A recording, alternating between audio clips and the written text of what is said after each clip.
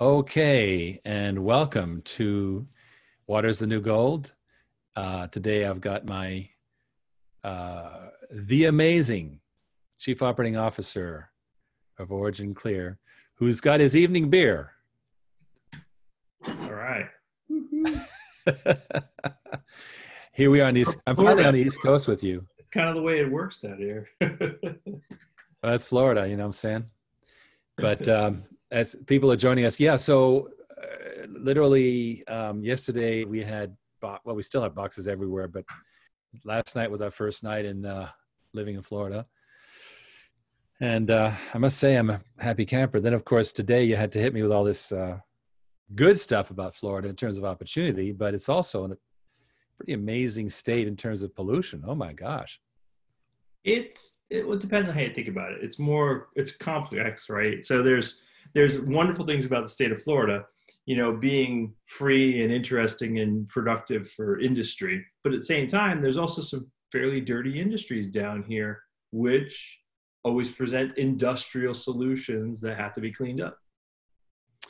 Which for us is opportunity, but it's interesting about really every zip code in America has its own set of problems. So yeah, absolutely. Today is the 2nd of July, Thursday, 2020. Water is the new gold, helping you thrive in the world's only vital, scarce, and recession-proof market.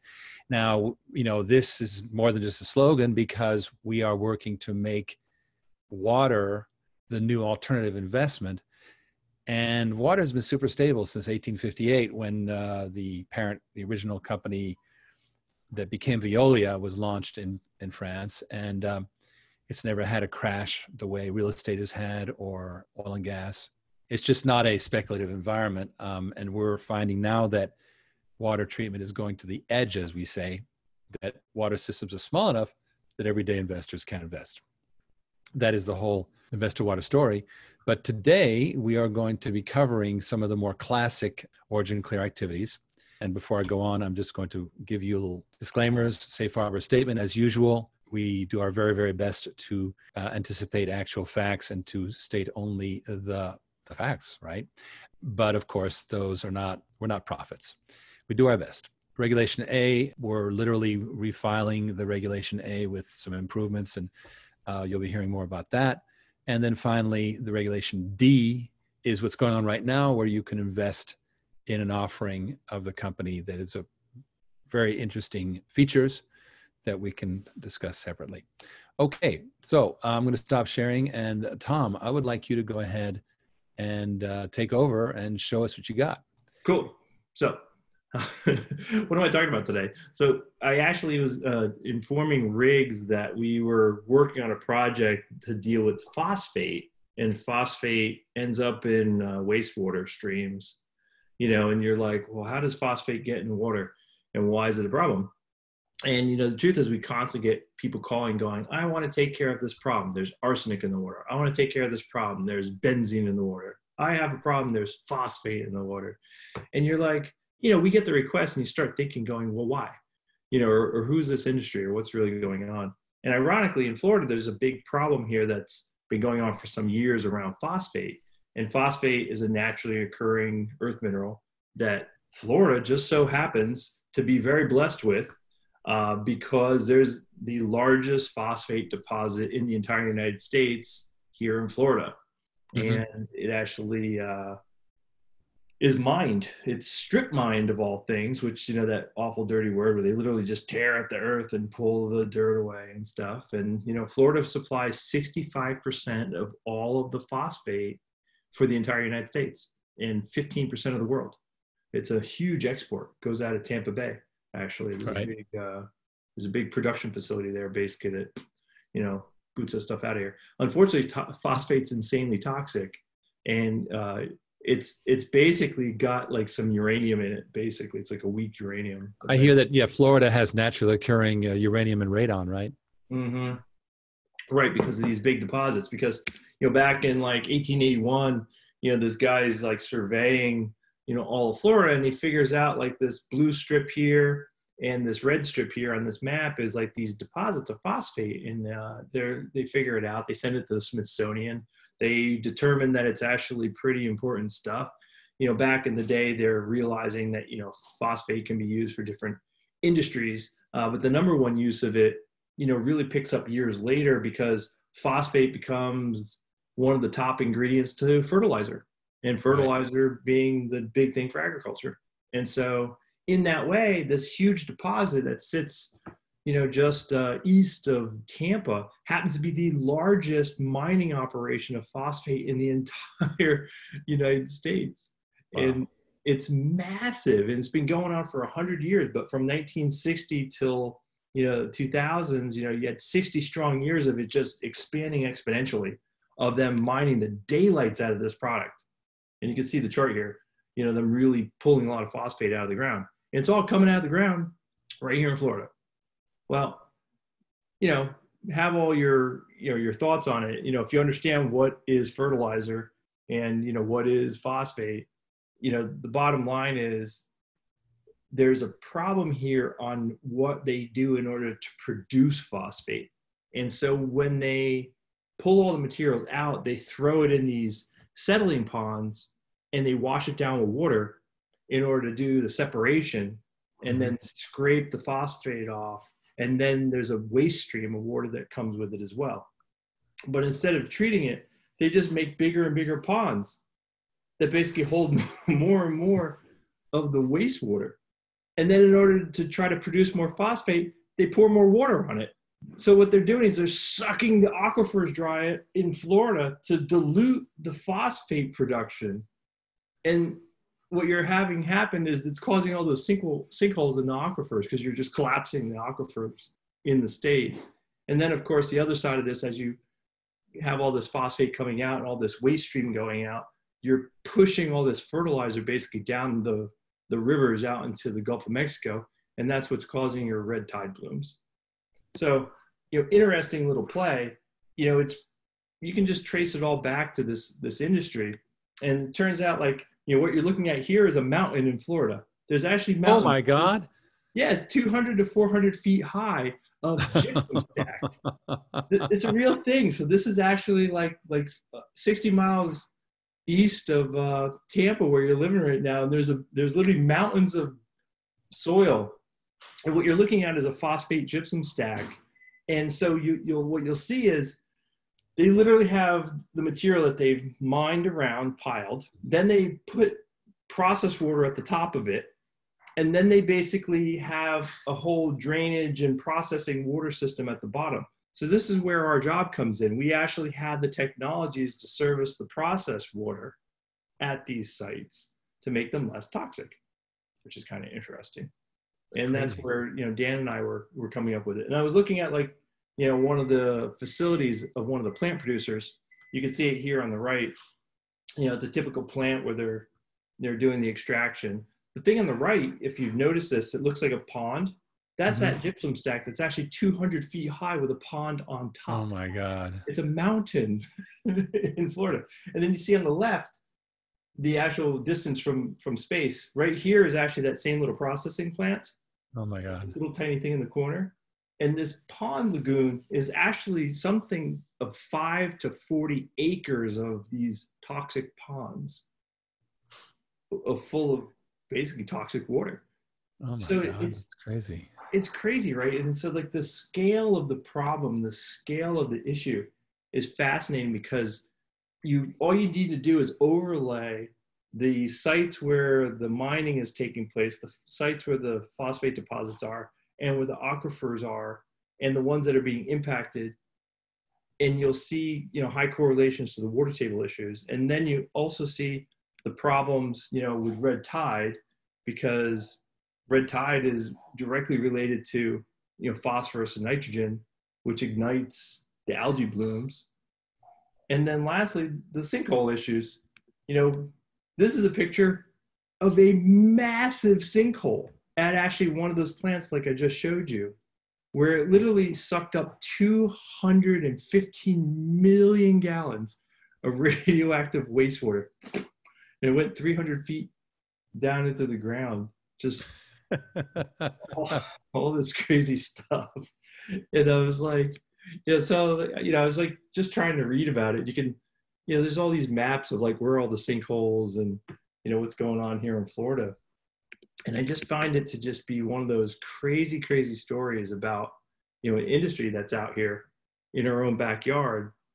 And we were looking at this because we kept getting these interesting email and phone calls asking, hey, do you have the ability to separate phosphate from water?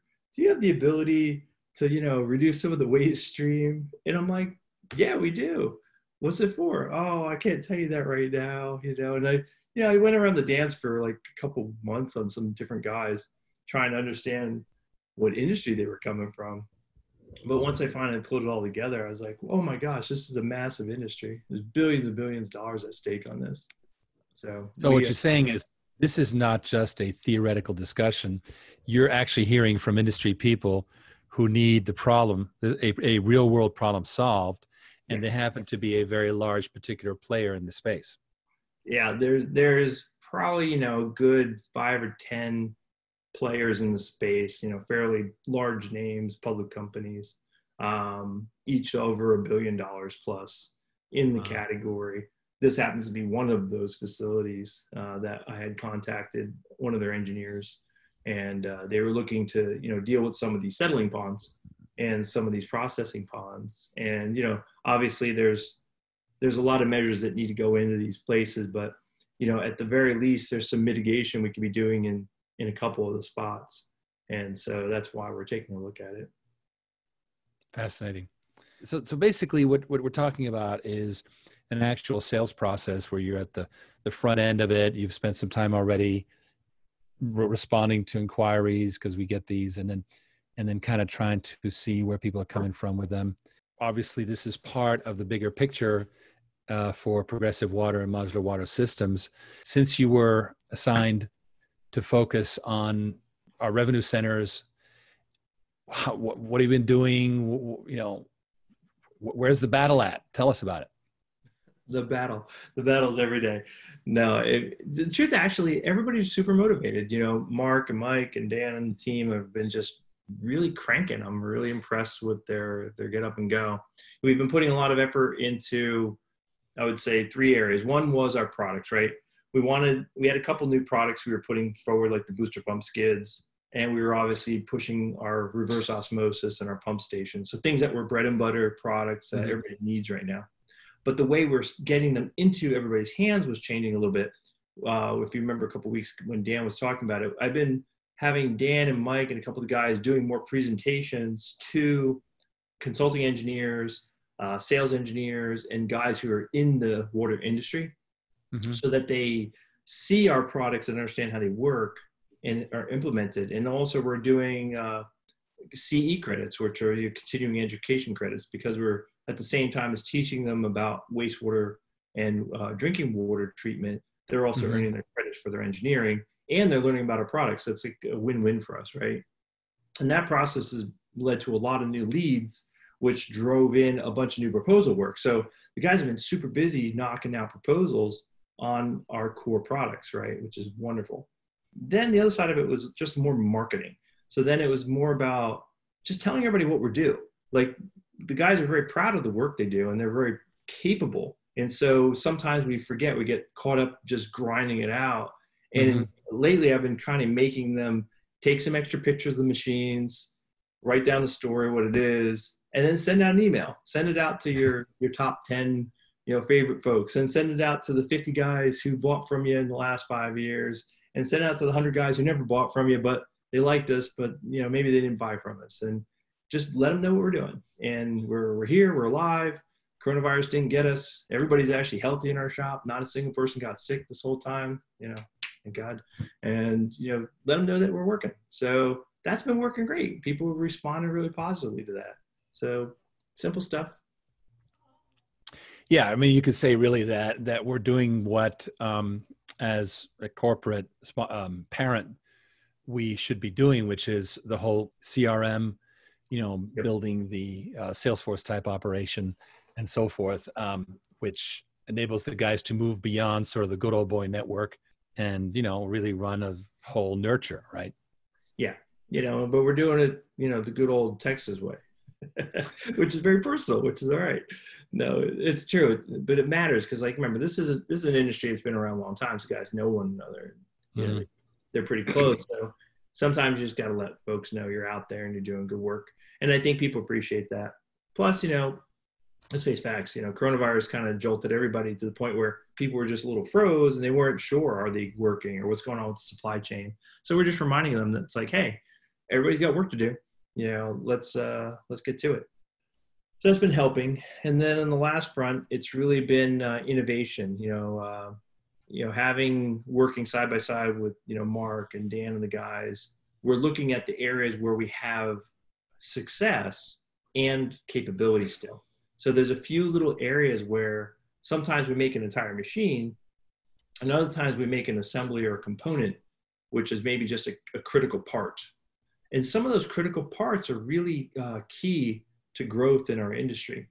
It could be as simple as putting together a much more efficient tank system for water storage. The tankage itself is an interesting innovation, the way we do it, not just the entire machine, with all the pumps and stuff attached to the tank. So sometimes when we put those simple parts together, that's something else we can let people know about. And we've actually been receiving orders just for some bread and butter basics. I mean, when you looked at it, you did a whole analysis and you found that the bread and butter is actually pretty important for us. Absolutely. Yeah. I mean, bread and butter will do a couple of things. It's like a lead in, there's a less expensive way to sell, a $50,000 part than a $200,000 machine. And so sometimes that'll get people to do business, and then they can order up. Basically, they sell themselves up to the next product level. And that's a good way to keep people going. And there's also a lot of need for what I would call repair and replacement right now. As you've talked about it so many times about the aging infrastructure. I mean, like, it's a disaster in some cities, like, between their pipe systems and their old junk that's buried in the ground, old water tanks, old oil tanks. I mean, these things are made out of concrete or steel or whatever, and it corrodes and dies after, 20, 30, 40 years in the ground. And the truth of the matter is that's all repair and replace work. And we're thrilled to go in there and get some repair and replace work, because that's core work that everybody actually fundamentally needs. Well, and then, here's what's interesting though, because obviously you're still dealing with a relatively slow growth operation. What you're doing is super important, but then there's the crossover with what we're doing here with Investor Water, where you're now bidding on jobs that are actually, have funding, have investors. How is that changing the way the operation is going to work, in your opinion? Well, I think it's interesting. It creates a different dynamic and a faster pace. I think the investor part of it lets us accelerate quicker beyond our natural process, because, the water industry has some slowness to it in the way the sales cycle works and the equipment cycle works. But on the investor water side, you can identify gaps and then match money to, fill an opportunity, and also generate profit for everybody in the process. So that's kind of cool. Like, I think it gives an opportunity for everybody to play. This is going to be a very popular with the water companies, right? And of course we have, so where we stand right now, as you and I have been going back and forth, is we have the trailer park pilot project, which and next week we'll cover in greater detail the pond monster, so-called pondster, which you guys have been developing, the Pondsta, which is a fantastic solution. But the amazing part is, of course, that we have an investor who will work directly with the end user in the field, and then is basically, she's chomping at the bit, isn't she? Oh my gosh, she's reminding me, and I'm in the middle of my move, and she's like, "Where's my deal?" I'm like, "Yeah, okay." Well, I actually finished that call today with the customer and our engineer today, because we had a few things to do on the environmental side. And I'm really proud of that product too, because it's really strong. Like, I mean, it's a strong offering from us, but it's actually the machine itself is really strong.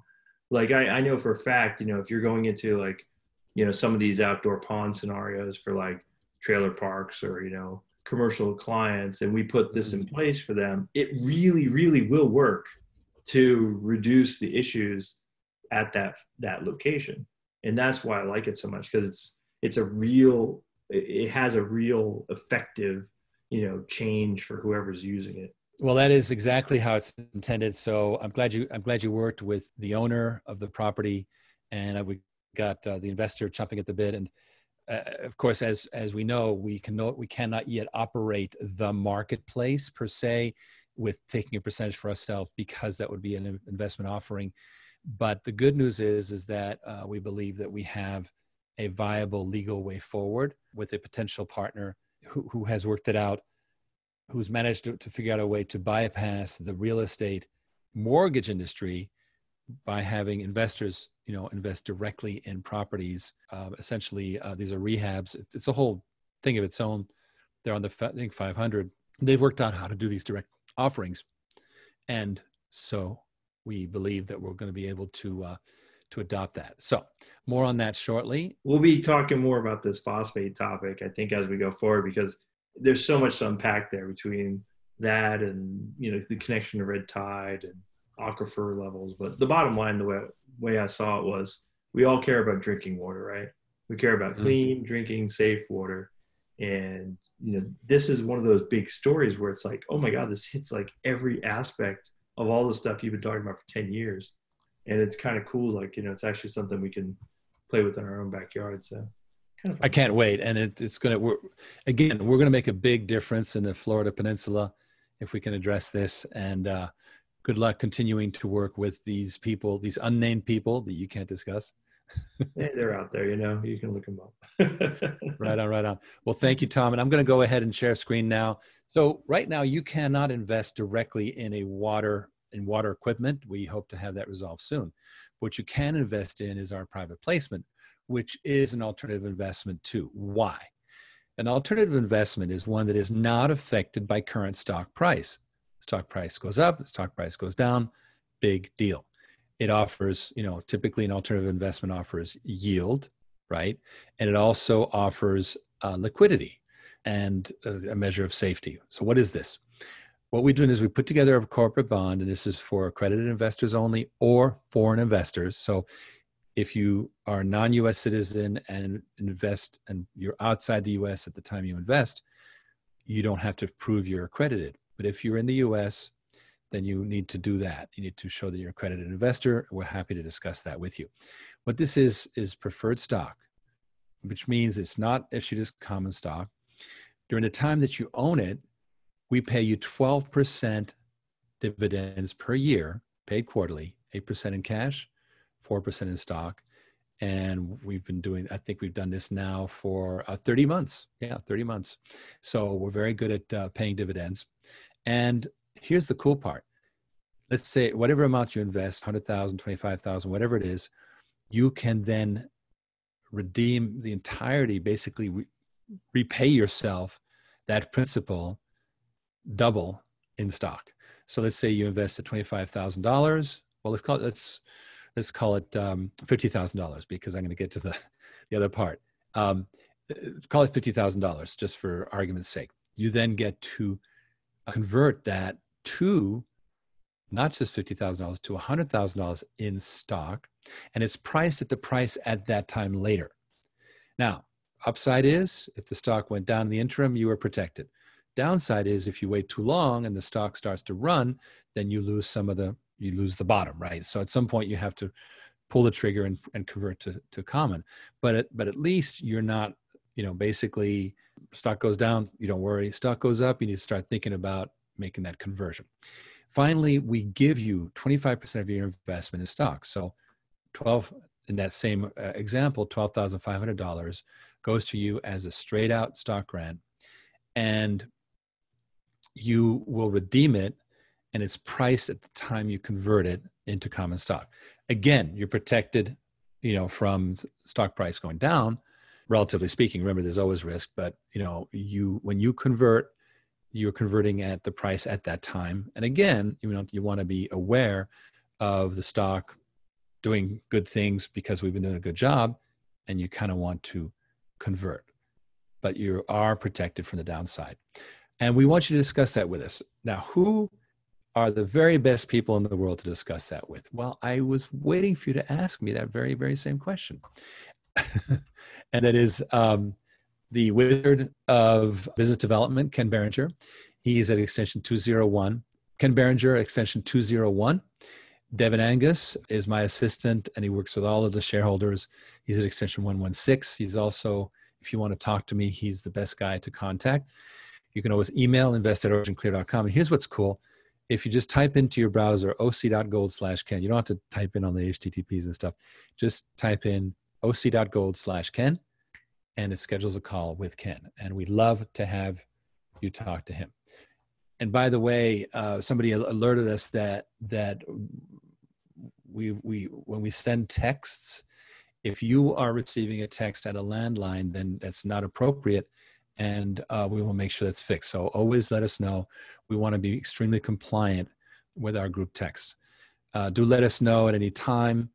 Just email invest@oceanclear.com, and Devin will be happy to take care of any issues you have with how we are promoting to you, whether we're being relevant, whether we're hitting you too hard, all that stuff. We really, really care about that.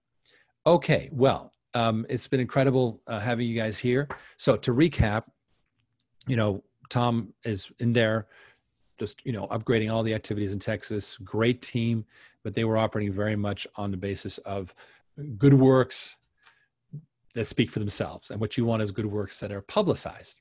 And so that's what we have here is he's really getting in there, making all the promotional activities work. But we still have the basic problem the entire water industry has, which is that we have these lengthy funding cycles.